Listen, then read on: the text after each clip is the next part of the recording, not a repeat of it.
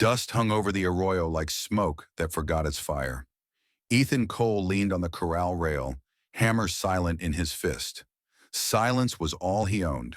A bullet years ago had stolen his voice and left him reading the world with eyes and hands.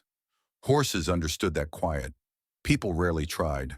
Hoofbeats approached, three riders pushing hard. Behind them, a fourth horse dragged a shape half-slumped in the saddle. When they reined in, Ethan saw a woman, wrists bound, skin gray with heat. Her belly rose under torn buckskin, round with late pregnancy. One rider spat. "Found ourselves a bounty, Outlaw Mara Finch. Wanted dead or alive, but dead's lighter freight." Ethan's jaw tightened. He raised two fingers. "Water first." The leader laughed. "She drank lead 3 days back. Let her finish the ride." They asked directions to the rail spur, tossed a coin that hit dust and stayed. Hooves faded east. Ethan climbed the fence. Wind carried a thin moan, no louder than a hinge. The coin glinted.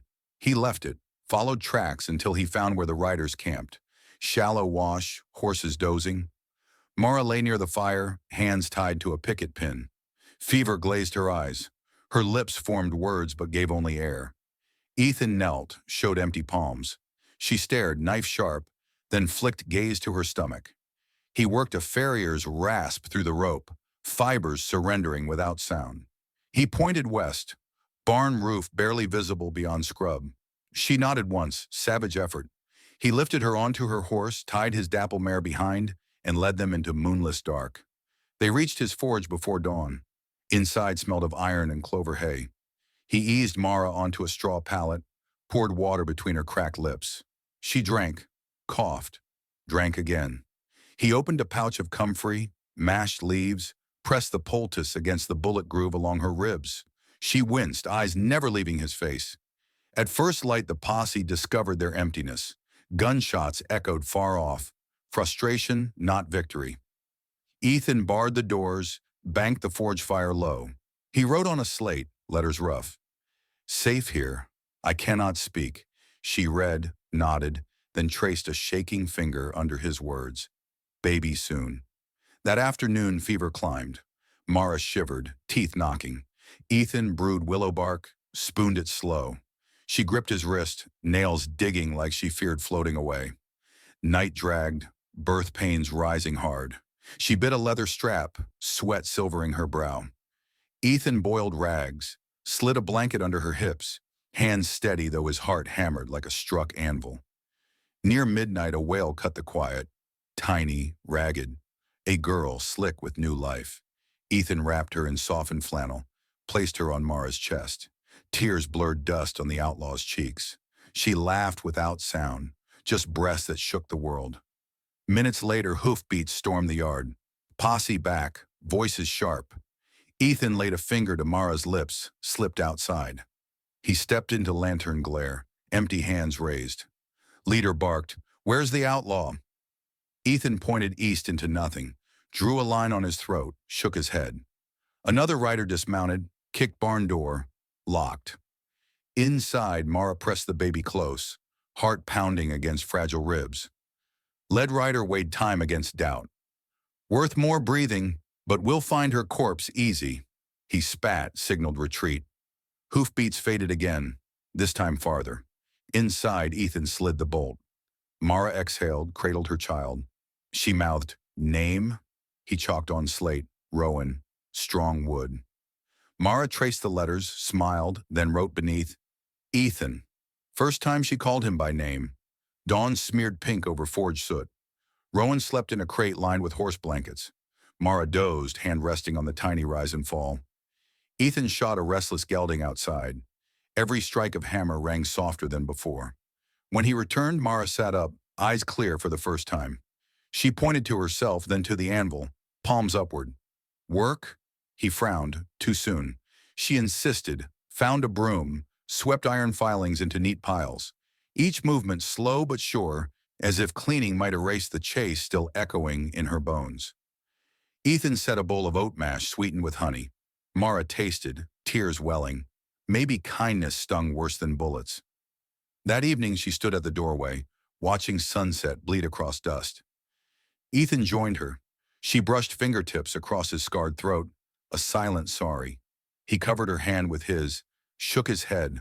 No apologies needed in the country of outcasts. Inside, Rowan stirred, releasing a squeak that carried promise more than noise. Mara laughed, soundless but wide. Ethan found himself smiling back. Night settled. Wind slipped through forge cracks, but the fire banked inside hearts kept the chill away. They left deep ruts when they rode off, two lines pointing east like an unfinished threat. Ethan erased them with a harrow before the sun climbed, then spent an hour staring at the empty road. Nothing returned except wind. Mara woke to Rowan's thin cry. She shifted, winced, but pushed herself upright. The bullet groove was closing. The fever had broken, yet bruises mapped her ribs like old borders. Ethan handed her water, waited until she finished every drop. She signed thanks, two fingers to her chin, then out. He answered with a nod. He saddled the bay and her mare, tied 3 feed sacks across both. She watched, eyes narrowed. Escape? He pointed to the distant ridge, mimed cutting cedar. Money, he hoped, would outrun the posse's scent. She understood, rose with care, packed Rowan against her chest in a sling stitched from grain sacking. They rode slow, Ethan ahead, Mara steady behind. Rowan slept to the rhythm. Heat climbed, but dry grass kept its secrets. They reached the cedar stand by noon. Ethan felled 2 straight trunks, trimmed branches. Mara split kindling with one hand while bouncing the baby with the other. No wasted motion, no complaint. A single rifle shot cracked from the south slope. Warning, not hunting. Ethan dropped the axe, motioned Mara behind a stump. Through the cedar he saw 3 hats. New men, not last night's. Bounty moved quicker than rumor. He lifted the axe handle overhead, let it show above the brush, then snapped it down. Quiet signal, no fight here. Mara pressed Rowan close, whispered wordless comfort. Ethan led her deeper into the stand, pointed to a narrow wash running west. Dry now, but its walls curled like a tunnel. They followed for half a mile, hooves muffled by sand, emerging near his forge by evening. Doors shut, lamps dark, place looked abandoned. Inside, Ethan barred the back entry, stacked cedar lengths across floor rafters. Mara rocked Rowan near the anvil, humming the air again. The baby's eyelids fluttered, settled. Ethan chalked on slate. Need plan. They'll circle back. She took the chalk. Hide or stand? He hesitated, wrote, Run? She stared, jaw set, erased the word. Wrote, Baby can't run. He wiped sweat from his neck, nodded. He drew a map of fence lines, water troughs, the old quarry north of the bluff. She tapped the quarry twice. Stone walls, one entrance. He shook his head. No roof, no warmth. She lifted Rowan's blanket, showed the thick cedar wrap, then tapped quarry again. Shelter enough. Before dawn, they loaded a wagon, feed, forged blankets, a small box of tools. Ethan lifted Mara to the seat, handed her the reins. He walked alongside, rifle across his back, until the rimrock swallowed them.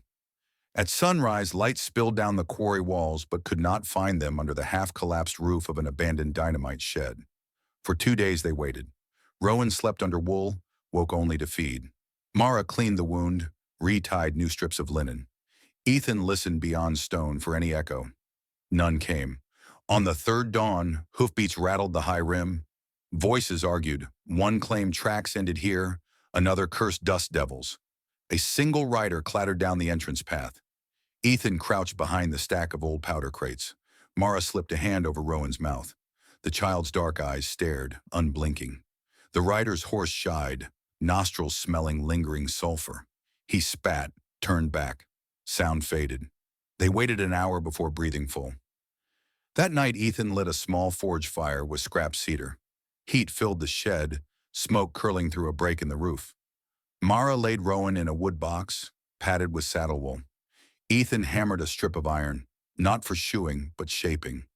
2 interlocking rings.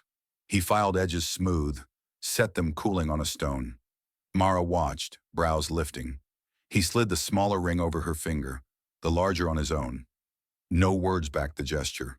She blinked, pressed her palm to his chest, felt his heart stutter, then steady. Morning of the fifth day brought silence so complete it rang. Ethan walked to the rim, saw no dust trails. Bounty riders must have chased another rumor. They returned to the forge. Cedar logs stacked high now promised fuel and money. Mara cleaned the living space, nailed blanket over the door gap. Rowan beat fists against the air, voice finding strength. Each infant sound echoed soft off poured mud walls, turning the forge from workshop to home. The nearest town held a monthly market. Ethan hitched the wagon, loaded split cedar bundles, shoeing tools, a single colt he could spare. Mara set Rowan in a sling, tied the blue enamel mug to the saddle. Its ring a small bell if trouble stirred. They traveled at dawn. In town, Ethan bartered cedar for grain sacks, sold the colt for a fair purse. He pointed at a parcel of bleached baby cloth. The merchant threw it in, hearing the child's faint cry. News at the saloon spoke of bounty posters torn down. Gold canceled after a railroad payroll was recovered elsewhere. Mara's name no longer hung. Relief passed over her face like sunlight, brief but bright. That night back at the forge, she dismantled the sling, sewed the new cloth into a small gown. Rowan kicked, cooed. Ethan sat on the stoop listening. The sound of a child replaced the echo of hammers. Later he took slate, wrote, "Stay?" Mara wiped soot from her cheek, wrote under it, "Live." She set the chalk down, leaned her head against his shoulder. No more needed. Wind sighed across the arroyo, lifting the dust that once covered grief. It settled again, lighter now. Rowan's first tooth, cut through the weak summer rain, finally reached the arroyo. Mara held the child on her hip, pacing the porch while Ethan patched the last roof seam. Each hammer tap answered the baby's fretful whimper. When the tooth showed, white speck in pink gum, Mara smiled so wide Ethan stopped working just to look. They settled into a rhythm the land hadn't seen since his father's time. Ethan shoed horses for ranches, 30 miles in either direction. Word spread that his silence made colts stand calmer. Mara cooked for drovers who passed, accepted coins or flour, whatever they had. Every trade left one small wooden token, a star, a boot, a tiny anvil, lining the windowsill like quiet witnesses. She traced letters on slate whenever Ethan returned. He answered in chalk and gesture until simple signs emerged between them. Water, danger, enough, stay. At night he read aloud in a hushed rasp, voice rusty but present, so Rowan's ear would know sound. Mara listened more than the child, eyes bright in lamplight. September dropped a dry lightning storm on the far ridge. Sparks crawled downhill into brittle cheatgrass. By dusk, fire snapped toward Collins Creek Ranch, Ethan's biggest customer. He saddled the bay, glancing at Mara. She strapped Rowan into the sling, climbed onto her mare without a word. They rode. Collins Creek barn roared like a blacksmith's chimney. Hands formed a bucket line that fell apart when the west wall caved. Ethan grabbed a rope, lunged inside for the roan stallion worth every mortgage the rancher carried. Smoke clawed his lungs. Flames singed his coat sleeve. He led the horse out blind, eyes stinging. Mara loaded buckets, one arm balance, baby tucked against her spine. She shouted orders the men obeyed. Odd to take command from a former fugitive, but crisis listens to whoever sounds certain. Rain finally stumbled in, quenching embers by dawn. Collins pressed a money pouch into Ethan's palm. Ethan shook his head, pointed to the rebuilt shoeing shed. Payment already done. Collins insisted, added a bolt of calico for the little miss. Mara accepted the cloth, fingers brushing gratitude more than words. That afternoon they reached home exhausted, soot-streaked. Ethan washed Mara's burnt sleeve, noticed the scar on her shoulder had softened from angry red to pale blush. He touched it once. Gentle question.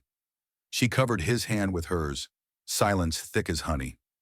A week later, an army payroll wagon rattled into the forge yard. 2 soldiers, one wheel wobbling. Ethan reset the iron rim while Mara served coffee. The younger soldier squinted at her. "Thought I'd seen you. Poster down in Tucson. Finch, right?" Mara's back stiffened. Rowan sensed tension. Fussed. Ethan paused mid-nail. The older sergeant waved a dismissive hand. "Poster's dead. Marshall cleared that case. Real thief got hung. Ain't she the one helped at Collins' fire?" The younger man shrugged, took the cup. Suspicion cooled. Still, after they left, Mara sat on the porch steps, arms wrapped around knees, face blank. Ethan brought the slate, wrote, "Past gone, still safe." She scribbled back, "Past returns, always." That night storm winds hammered the shutters. Mara paced, unchecking window latches, breath quick. Rowan cried, feeling her fear. Ethan lit every lantern, brightened the house until no shadows dared. He placed the baby in her arms, took her shoulders, forced her gaze to meet his.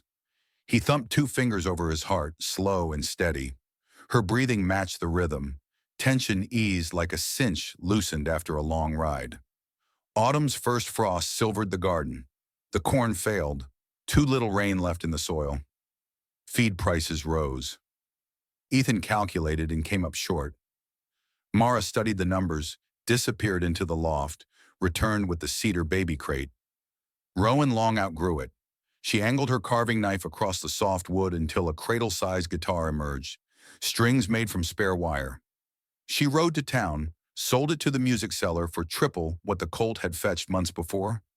On Rowan's first birthday, they invited no one.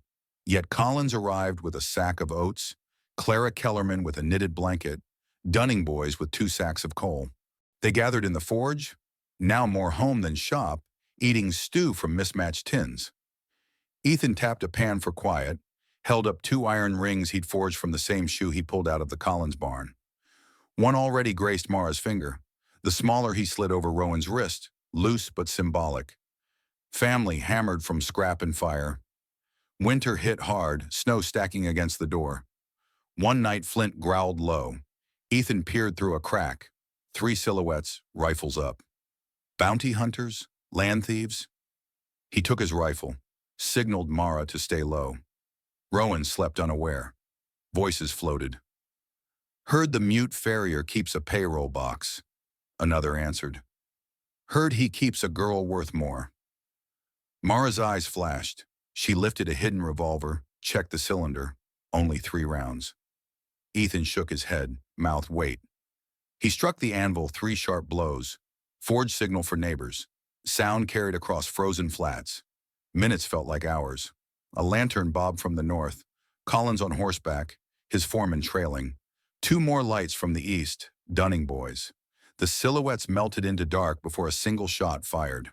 Collins called through the wind, "All clear." Mara exhaled shaky relief. Ethan clenched Collins' forearm in silent thanks. Spring thaw turned road to mud, but brought green back.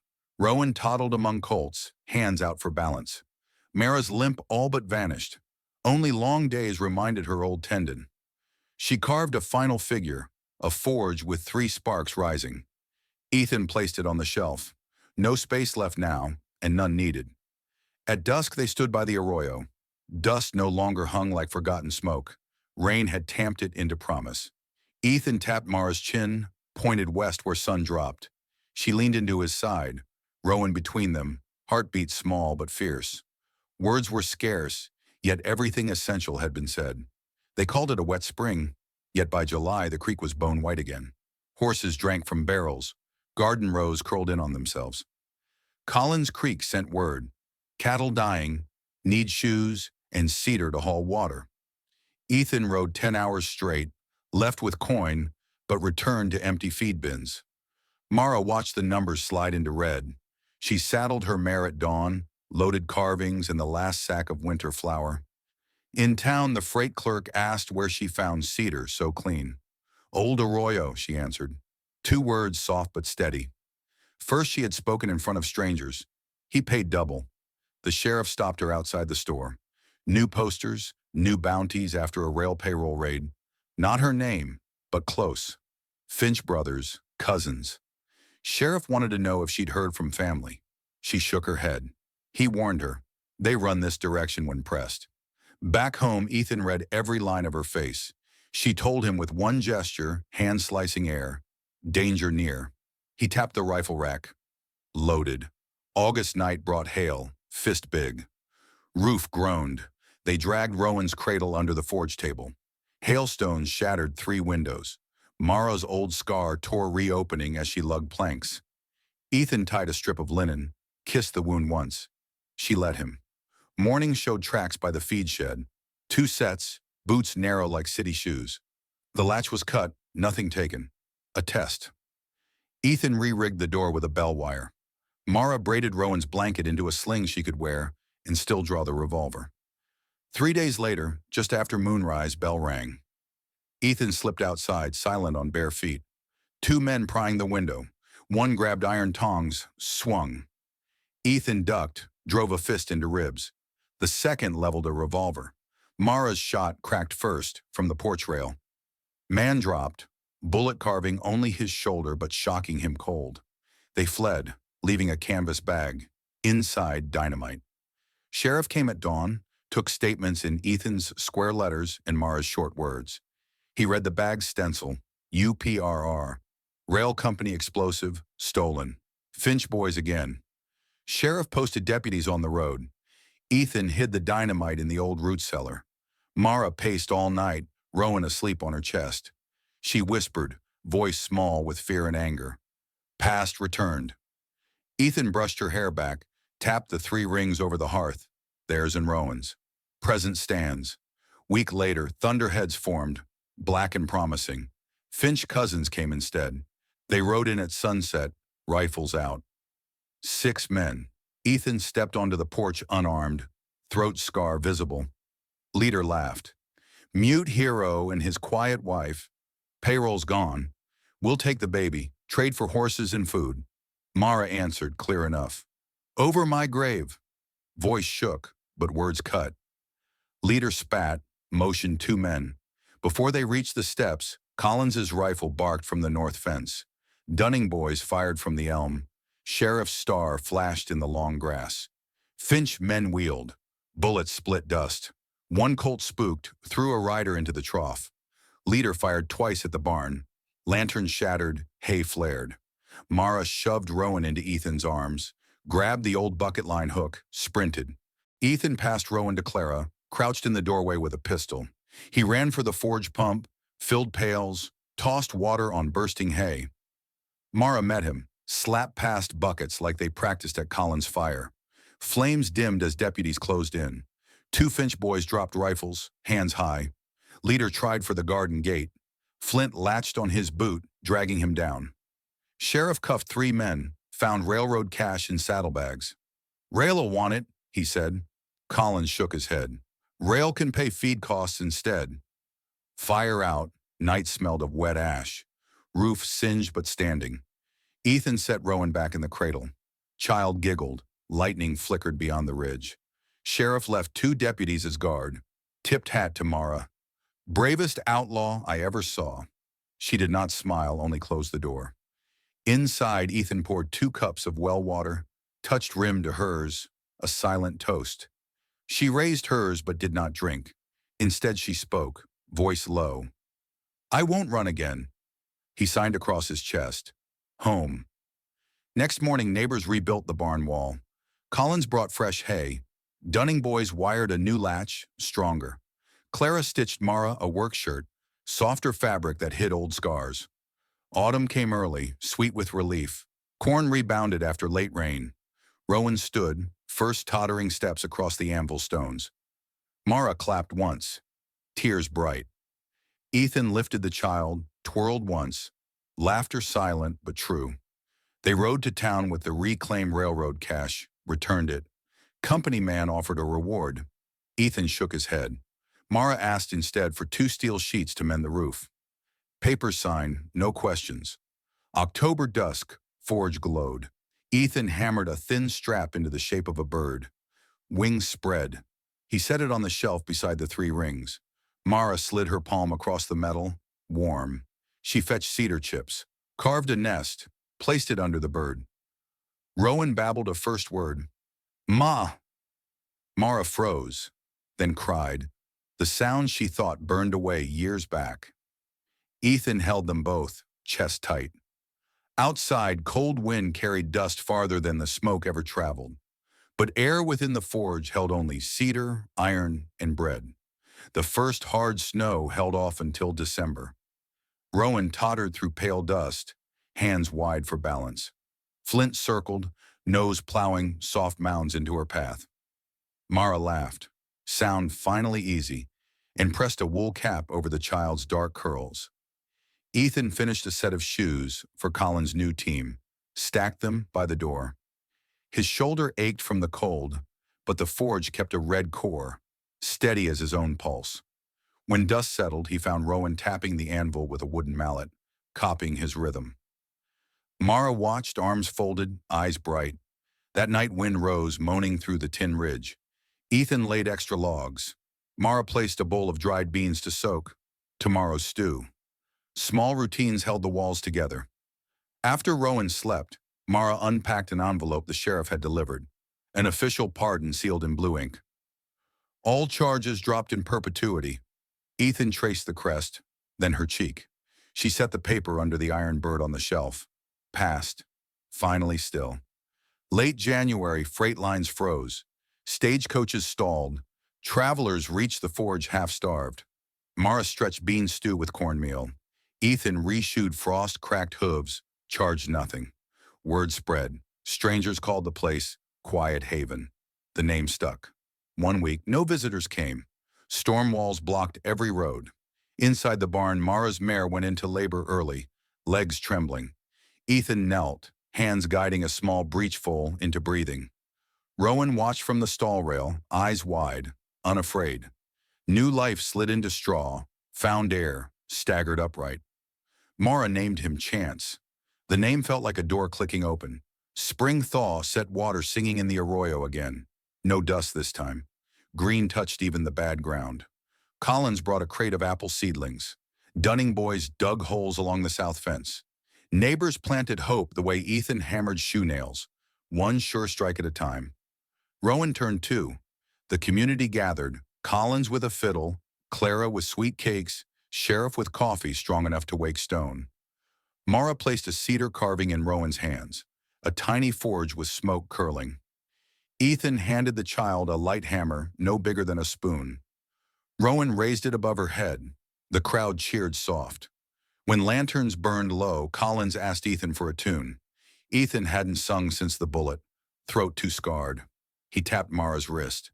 She stepped forward, voice quiet but even, and hummed the lullaby she'd breathed during fire and snow. Ethan joined with a low hum of his own. 2 notes, 1 chord. Noise filled the forge without shattering its peace. Rowan clapped, laughter ringing against the rafters like small bell shots. Summer again. Apple trees leafed, horses sleek with shine. Ethan rebuilt the old corral gate, welded their 3 initials into the arch. E-M-R. Mara carved a swallow in flight onto the post. Wings stretched past the grain. Late August, a lone rider approached at sunset. Young woman, clothes city clean, notebook in hand. She said the railroad wanted an article on the quiet haven that fed the snowstorm. Ethan shrugged. Mara answered with a single condition: print the names of every neighbor who stood guard that night. The reporter agreed, stayed for cornbread, wrote fast while Rowan slept against Flint's side. When the story ran, packages arrived. Tools, seed, guitar strings. Mara laughed, reading each label. Ethan shook his head at the fuss. Yet he strung the guitar, tuned it, strummed 3 clean chords. Sound carried out across the arroyo, bounced off rim rock, came back softer, answering itself. One crisp evening, Ethan climbed the roof, set a lantern on the peak, light sweeping the dark like a lighthouse. Mara joined him, blanket draped over their shoulders, Rowan between. Below, apple leaves rustled, forge coals glowed steady. Stars pricked the black. Mara spoke, voice low. Past is quiet. Ethan touched his throat, then her lips. He mouthed 2 words. Future sings. She smiled, kissed the scar gently, as if rewriting it. Rowan pointed upward, new word bubbling out. Home. Silence followed, full, not hollow. Wind drifted cedar smoke across the yard. The iron bird on the shelf caught light, casting 1 bright feather shadow over the pardon beneath. If this quiet road warmed you, lay a like in the dust. Hitch your wagon by subscribing and ride back when the next small miracle sparks in the forge.